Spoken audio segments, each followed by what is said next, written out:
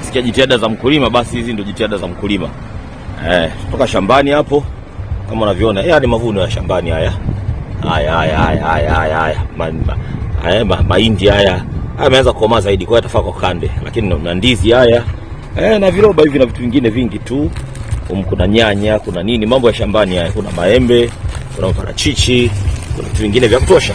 Lakini lingine ni kwamba hapa nahama hivi, nahama kutoka shamba moja kwenda lingine. Hapa naenda kwa shamba lingine, nimenunua miti. Kuna sehemu moja naona panahitaji kivuli, hii miti ya kivuli tu. Kuna haradali au mwingine unaitwaje sijui nimesahau, una miba. Kwa harakati za mkulima zinaendelea kama unaweza kuziona. Yep.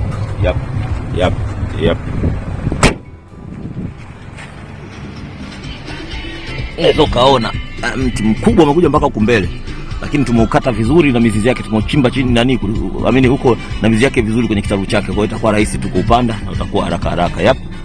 Haya harakati za mkulima hizo.